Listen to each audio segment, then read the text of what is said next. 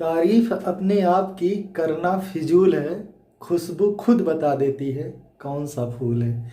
नमस्कार दोस्तों, DK exam centre पे आप सबका स्वागत है। आइए आज देखते हैं एवरेज। नया टॉपिक हमारा है औसत। औसत के बारे में पढ़ते हैं। तो औसत जो है, औसत किसी भी आंकड़ों की केंद्रीय माप होती है। केंद्रीय माप जो है, किसी भी आंकड़े की केंद्रीय माप को हम औसत कहते हैं। जैसे 1, 2, 3, 4 और 5 का औसत। औसत तो देखिए, इनका औसत जोड़ करके इनका योग औसत बराबर होता है औसत आंकड़ों का योग और बटे संख्या। आंकड़ों की संख्या तो बराबर आंकड़ों का योग। देखो 1 + 2 + 3 + 4 + 5 और बटे 2 बटे जो आंकड़ों की संख्या कितनी है, 5 है। तो जोड़ देंगे 3 3 6 4 10 5 15 बटे 5 तो बराबर 3 आ गया। तो केंद्रीय माप देखिए, केंद्र में कौन है, 1, इधर 2, इधर काट दें, इधर से 2 काट दें तो 3 आ गया बीच में। तो औसत जो है किसी भी आंकड़े की केंद्रीय माप, ये बताती है कि जो बराबर बराबर कितने हिस्से सबका पड़ेंगे उसे औसत कहते हैं। कहने का मतलब ये इसके पास 1 है, यहाँ 2 है, यहाँ 3, यहाँ 4, यहाँ 5, तीन सबको अगर बराबर बराबर किया जाए कि सबके हिस्से बराबर हो तो कितने कितने होंगे। तो देखिए 3 में से, यहाँ 5 में से 2 जो है यहाँ पे लाएंगे तो इसके पास 3 हो जाएगी। और यहाँ पे जो यहाँ से अगर 1 ला देंगे तो यहाँ 3 हो जाएगा। और यहाँ 3 है, ये है, और यहाँ 3 बचा, यहाँ 3 बचा। तो औसत क्या करता है, सबके मान को एवरेज बताता है कि इनकी संख्या जो विषम अलग अलग है उनको एक में करने पे एक समान कितना कितना होगी, वही जो है माप औसत कहलाता है। इनका प्रयोग हम जो है आंकड़ों की तुलना करने में, उनकी गुणवत्ता परखने में औसत निकाला जाता है। जैसे किसी देश की औसत आय ज्ञात करती है, उसकी प्रगति का प्रतीक बताती है औसत आय। इसी तरह जो है औसत और कई चीज़ों का आंकड़ों का निकालते हैं हम, विकास दर में निकाल सकते हैं औसत आय, या और जगह औसत आय व्यय, ये सब चीज़ें निकाल करके उनके गुणवत्ता का हम जो है माप करते हैं कि इनकी गुणवत्ता कितनी है, वो औसत बताता है। आइए इससे संबंधित प्रश्न को हम हल करते हैं। जो है इनमें कितने प्रकार के प्रश्न हमारे मिलते हैं। आपने औसत जान लिया, औसत निकालने का सूत्र जान लिया। अब देखते हैं इसमें कौन कौन से प्रश्न हमें मिलेंगे आगे पढ़ने को, वो चीज हम देखते हैं औसत में। आइए देखते हैं, ध्यान दीजिएगा। औसत में प्रश्नों के प्रकार। प्रश्नों के प्रकार तो औसत में हमारे प्रश्न कितने प्रकार के मिलेंगे, इस चीज को देखते हैं हम। पहला प्रकार इसमें है, प्रश्नों के प्रकार में हमारा क्रमागत संख्याओं, क्रमागत संख्याओं से संबंधित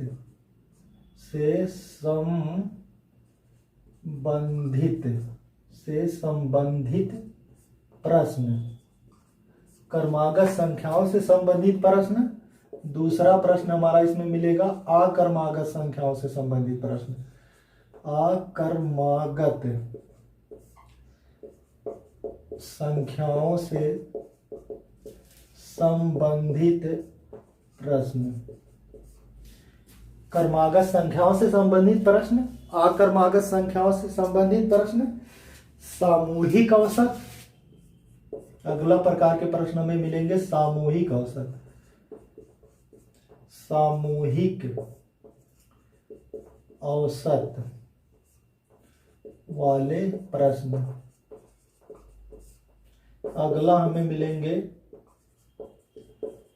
औसत में कमी वृद्धि वाले प्रश्न। आगे हमें मिलेंगे इसमें प्रश्नों के प्रकार औसत चाल। इसको चाहे हम चाल वाले चैप्टर में पढ़ लें, चाहे अभी पढ़ लें, दोनों जगह में से एक ही जगह पढ़ाएंगे। औसत चाल से संबंधित प्रश्न। अगला हमारा है इसमें विविध प्रश्न। विविध प्रश्न दोस्तों, हम पढ़ाने में सबसे पहले हमने प्रश्नों का प्रकार हम नोट करते हैं, फिर इसको क्रम क्रम से आपको हर प्रकार को पढ़ाएंगे। आखिरी में हम जो है इम्पॉर्टेंट प्रश्न जो बच जाते हैं, जो कई प्रकार के मेल प्रश्नों के मेल से बनते हैं, उन प्रश्नों को हम विविध में देखते हैं आखिरी में। इनको हम हर चैप्टर में आखिरी में आपको बताएंगे। तो जो है अब इसमें हम सबसे पहले क्रमागत संख्याओं से संबंधित प्रश्न देखते हैं आज। क्रमागत संख्याओं से संबंधित प्रश्न। क्रमागत संख्याओं से संबंधित प्रश्न। तो क्रमागत संख्या होती क्या है? ऐसी संख्याएं जो क्रम से आ रही हो, उनके हर प्रत्येक संख्या के बीच में अंतर समान हो, उन्हें हम क्रमागत संख्या कहते हैं। जैसे हमारी प्राकृतिक संख्याएं हो जाएंगी 1 2 3 4 5 6 डॉट डॉट, ऐसे बहुत दूर तक चली जाएंगी अनंत तक। उसी तरह हमारी जो है सम संख्याएं होती 2 4 6 8 डॉट डॉट। ये जो हमारी देखो ये क्रम से आ रही, 2 2 2 का अंतर है, ये 1 1 का अंतर है, क्रम से आ रही, इन्हें क्रमागत संख्या कहते हैं। उसी तरह हमारी विषम संख्याएं होंगी 3 5 7 9 11, ये हमारी विषम संख्याएं हो गई। इनको हम कहते हैं क्रमागत संख्याएं। दोस्तों, क्रमागत संख्याओं से संबंधित जितने भी प्रश्न आपको मिलेंगे, इस तरह की संख्याओं का औसत निकालने के लिए औसत बराबर इनका होता है प्रथम संख्या प्लस अंतिम संख्या। प्रथम और अंतिम संख्या को जोड़ करके 2 से भाग दे देंगे तो हमारा औसत निकल आएगा। इन्हें हम जो है क्रमागत संख्याओं से संबंधित औसत इसी तरह हम निकालते हैं। जैसे एक प्रश्न लेते हैं, प्रथम 10 प्राकृतिक संख्याओं का औसत। तो प्रथम 10 प्राकृतिक संख्याओं का औसत 1 2 3 4 डॉट डॉट 10 तक की संख्याओं का औसत ज्ञात करना हो, तो प्रथम संख्या इसमें 1 है, अंतिम संख्या 10 है, तो 1 प्लस 10 और बटे 2 बराबर 11 बटे 2 बराबर हमारा आ जाएगा 5.5। ये जो हमारा औसत इनका हो जाएगा। इस तरह से हम इनका औसत निकाल सकते हैं। जैसे जो है सम संख्याओं में ले लेते हैं, प्रथम 20 सम संख्या का औसत, सम संख्याओं का औसत, प्रथम 20 सम संख्याओं का औसत। तो चूंकि सम संख्याएं 2 2 के अंतर पे आती हैं, तो 20 संख्याएं जो है 20 सम संख्याएं जो हो जाएंगी 1 से 40 तक की हो जाएंगी हमारी 20 संख्याएं। 2 यहाँ पे देखो ऐसे लिखेंगे इसको, 2 4 6 8 डॉट डॉट 40 तक की हमारी टोटल 20 सम संख्याएं होंगी।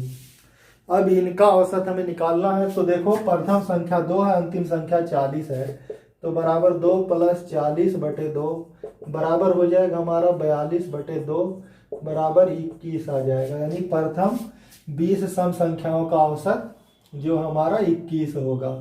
इसी तरह हम एक एग्जाम्पल और लेते हैं। औसत संख्याओं में जो है 1 3 5 7 डॉट डॉट 29 का औसत, इनका औसत ज्ञात करना है। तो देखिए 1 3 5 7 इसके बाद 9 आएगी, ऐसे डॉट डॉट 29 तक है, यानी ये विषम संख्याओं का औसत ज्ञात करना, 1 से 29 तक की विषम संख्याओं का औसत। तो प्रथम संख्या 1 और अंतिम संख्या 29 है, तो 1 और प्लस 29 और बटे 2 बराबर 15 आ जाएगा हमारा, ये औसत ज्ञात हो जाएगा। बहुत आसानी से हम इनका क्रमागत संख्याओं का औसत ज्ञात कर सकते हैं। आइए कुछ और इसमें चीजें देखते हैं। इस तरह से हमें लगता है कि आपको क्रमागत संख्याओं से संबंधित प्रश्नों का औसत ज्ञात करना आपको आसानी से आ गया होगा। आगे हम चलते हैं इसमें और आगे देखते हैं प्रश्न इसमें क्या मिलते हैं, उनको देख लेते हैं। आगे हमारा है प्रश्न इसमें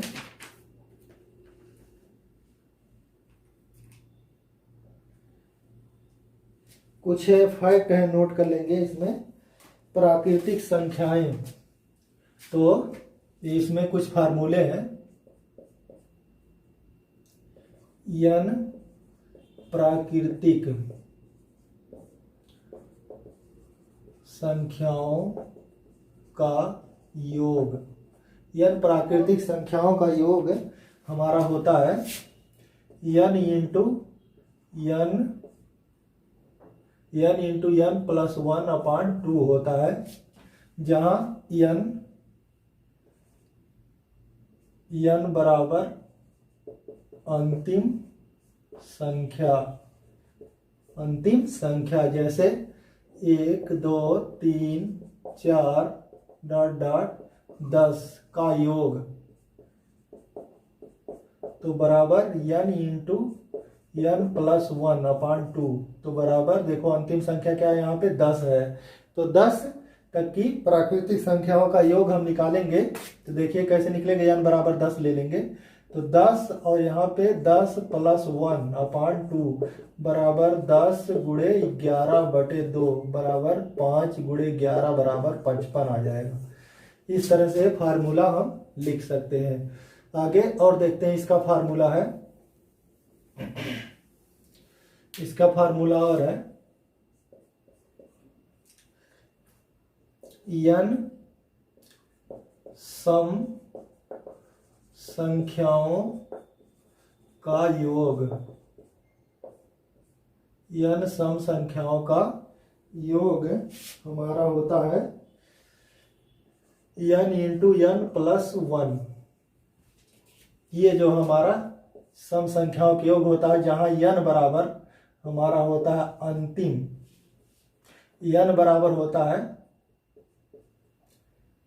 नीचे लिखे यहाँ पे नहीं हटेगा, n बराबर सम संख्याओं की संख्या, जहां n बराबर सम संख्याओं की संख्या, जैसे कहा गया कि 2 4 6 8 10 का योग ज्ञात कीजिए। तो देखिए जब भी इस तरह की संख्या हमें मिले तो क्या करेंगे, n बराबर सम संख्याओं की संख्या ज्ञात करना। तो सम संख्याओं की संख्या कितनी यहाँ पे 1 2 3 4 5। तो जब भी इस तरह की संख्या यहाँ पे थोड़े थी, हम जल्दी ज्ञात कर लिए इनको, n बराबर 5 हमारा सम संख्याओं की संख्या। लेकिन जब बहुत ज्यादा बड़ी सीरीज हो तब n बराबर ज्ञात करने के लिए हम जो अंतिम संख्या होगी उसमें जो है 2 से भाग दे देंगे, क्योंकि सम संख्याएं 2 2 के अंतर पे आती हैं, तो बराबर हमारी सम संख्याओं की संख्या मालूम हो जाएगी। जैसे 10/2 कर देंगे तो हमारा 5, यानी n बराबर आ गया n बराबर 5। तो हम फार्मूला लगा देंगे n इंटू n प्लस 1, अब बराबर हो जाएगा 5 गुणे 6 बराबर 30, इनका जो योग हो जाएगा 30। और जो है हमने औसत बराबर योग बटे संख्या, ये जो हमने फार्मूला शुरू में आपको बताया है। तो जब किसी चीज का योग मालूम रहे तो औसत ज्ञात करने के लिए उनकी संख्या से भाग दे देते हैं। यानी कि अगर सम संख्याओं की संख्या का जो है सम संख्याओं के योग का औसत ज्ञात करना हो तो हम उसमें n से भाग दे देंगे, यानी इनका औसत हो जाएगा n प्लस 1। यानी औसत हमने बताया ही शुरू में, वही चीज आ रहा है। जो हमने शुरू में बताया कि पहली संख्या प्लस आखिरी संख्या, इनका औसत जो है ज्ञात कर लेंगे। अब जो है आगे चलते हैं और इसमें फार्मूले कुछ है लिखते हैं। इसी तरह विषम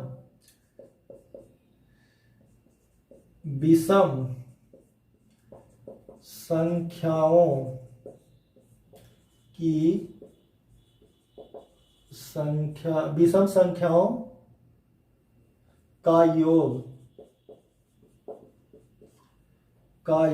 सम संख्याओं का योग, ये विषम संख्याओं का योग बराबर इनका होता है n स्क्वायर, जहां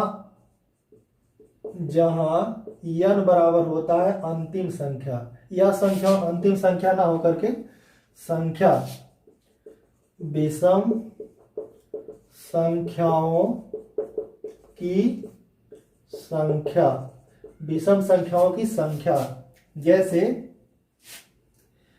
जैसे कहा गया कि 70 तक की विषम संख्याओं का योग ज्ञात कीजिए। तो 70 तक की विषम संख्या कितनी होगी हमारी, 1 2 3 डॉट डॉट 69 तक की होंगी, उससे एक कम तक की होंगी। तो जब भी कभी भी विषम संख्याओं की संख्या पूछे तो उसके बाद जो सम संख्या होगी 70, उसका बटा 2 कर देंगे तो बराबर हमारी 35 आ जाएगी। ये बराबर हमारा n हो जाएगा, यानी विषम संख्याओं की संख्या n हमारा 35 आ गया। तो जब 35 आ गया तो उनका योग होता है n स्क्वायर, तो बराबर n स्क्वायर बराबर क्या हो जाएगा हमारा, तो 35 गुणे 35, 35 गुणे 35। तो जब भी किसी ऐसी संख्या का वर्ग करना हो कि जिसके इकाई में 5 हो और 2 अंकों की संख्या हो, तो वर्ग का आखिरी इकाई का अंक जो है 5 5 25 को लिख देंगे और इनमें एक ज्यादा से गुणा कर देंगे। 3 है, 3 1 4 से गुणा कर देंगे, 3 चौका 12 यहाँ लिख देंगे, इनका योग a आ जाएगा। और औसत ज्ञात करना तो इसमें n से भाग दे देंगे, यानी बराबर औसत बराबर n, यानी संख्याओं की संख्या जो होगी वही उनका औसत भी होगा। विषम संख्याओं की संख्या जो होती है वही उनका औसत होता है। ये चीज आप जानते रहेंगे। इतना हो गया, हमने समझाया इसको, हमें लग रहा समझ में आया होगा आपको। आगे चलते इसमें और कुछ फार्मूले लिख लेते हैं।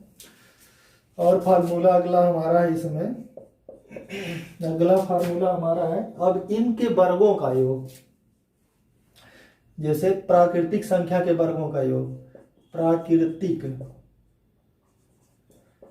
संख्या के वर्गों का योग तो बराबर होता है n into n plus 1 into 2n plus 1 upon 6, यही होता है। हाँ, यही होता है प्राकृतिक संख्याओं के वर्गों का योग 2n प्लस 1 अपॉन 6, जहां n बराबर अंतिम प्राकृतिक संख्या, जहां n बराबर अंतिम संख्या, चाहे इसको अंतिम संख्या कहो चाहे संख्याओं की संख्या, दोनों एक ही आएगा क्योंकि प्राकृतिक संख्याएं बराबर ही होती हैं, एक एक करके अंतर होता है। तो ये हो जाएगा, जैसे कहा गया कि 1 2 1 plus 2 plus 3 plus 4 dot dot dot dot 70 plus 70 का योग का मान।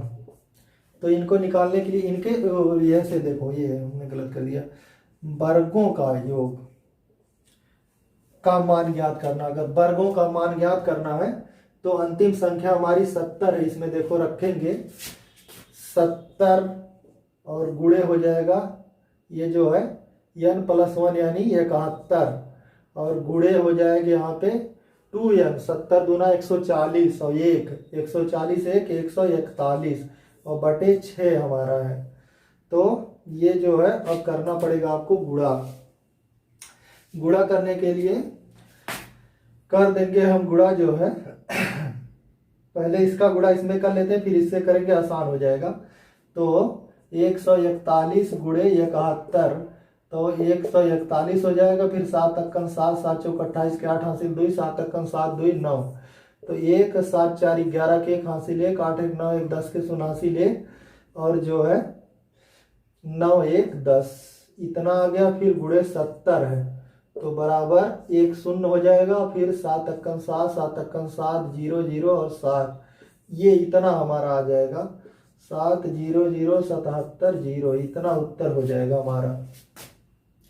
इस तरह से आप ज्ञात कर सकते हैं आसानी से। अब जो है अगला फार्मूला है, इसमें देखते हैं। अगला फार्मूला कह रहा है कि सम या विषम संख्याओं के वर्गों का योग। सम या विषम संख्याओं के वर्गों का योग ज्ञात करना हो तो हमने इसका एक ही फार्मूला निकाला है और एक फार्मूले से दोनों ज्ञात हो जाएंगी। वो है n into n plus 1 into n plus 2 upon 6, जहां n बराबर अंतिम सम संख्या ऑब्लिक विषम संख्या, जहां n बराबर अंतिम सम संख्या या विषम संख्या। ये जो है एक ही फार्मूले पे दोनों निकल जाएंगी। जैसे हम छोटा सा एग्जांपल लेते हैं ताकि फार्मूला आपको जांच में मिल जाए कि गलत है कि सही। जैसे 1 2 3, एक गलत कर रहे हैं हम, ऐसे देखते हैं 1 3 5 7 का योग, इनका वर्ग कर देते हैं ना, वर्गों का योग का फार्मूला है। वर्गों का योग ज्ञात करना हमें, तो देखिए इस फार्मूले में रख के हम ज्ञात करेंगे। क्योंकि विषम संख्या है तो अंतिम विषम संख्या n बराबर 7 हो जाएगा। देखिए 7 और गुणे 7 प्लस 1 बराबर 8 और गुणे 7 प्लस 2 बराबर 7 2 9 और बटे 6। तो 6 से 2 से काट देंगे, इसको 3 से काटेंगे, 3 दूना 6 और 3 तिरिका 9 और 2 से काट देंगे 4 आ जाएगा। ऊपर आ गया 7 गुणे 4 गुणे 3 और नीचे कुछ नहीं बचा, बराबर 4 3 12 7 84 आ गया। ये जो है आ गया विषम संख्याओं के लिए। क्या देख रहे हैं यहाँ पे ऐसा हो रहा है, 1 अकन्नन 1 प्लस 3 तिरिका 9 प्लस 25 और प्लस 49, जोड़ेंगे इनको 9 5 14 14 और 6 20 3 23 23 1 24 के 4 हासिल 2, तो 4 2 6 और 6 2 8 84 आ गया। इसका मतलब फार्मूला हमारा सही है। एक ही फार्मूले से दोनों संख्याओं के वर्गों का योग निकलेगा। सम संख्याओं के वर्गों का योग निकालना हो तो जो है अंतिम सम संख्या, विषम संख्याओं के वर्गों का योग निकालना तो अंतिम विषम संख्या। एक एग्जाम्पल सम संख्याओं का भी लेते हैं, देखिएगा यहाँ पे जहां n बराबर है। अब देखिए जैसे लेते हैं 2 4 6 8, ये वर्गों का यहाँ पे प्लस कर देते हैं, प्लस प्लस बराबर क्या, तो देखिए फार्मूले में रखेंगे अंतिम बराबर 8 हो जाएगा।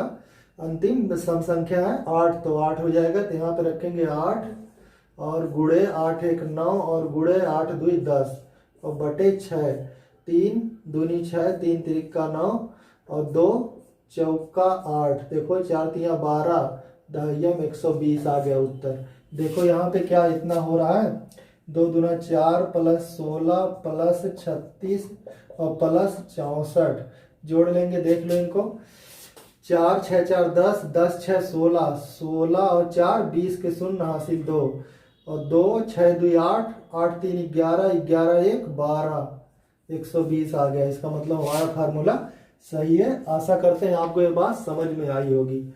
अब इनको हम मिटाते हैं।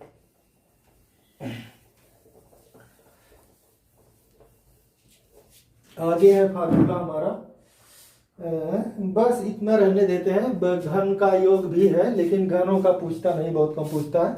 इतना फार्मूला याद कर लीजिए, फिर जब याद हो जाएंगे तो घनों का फिर लिख दिया जाएगा। इतना चीजें हैं, आप इसको याद कर लीजिएगा, अच्छे से मन में बैठा लीजिएगा। इनका योग हमने बताया है और जब भी किसी संख्या के योग मालूम रहे, औसत ज्ञात करना हो तो उसकी संख्या से भाग दे देंगे, औसत मालूम हो जाता है। तो इस तरह से इस वीडियो में इतना ही। आगे हम अगली वीडियो में अगली वीडियो में लेकर के मिलेंगे अक्रमागत संख्याओं का। से संबंधित प्रश्न। अब तब तक के लिए नमस्कार।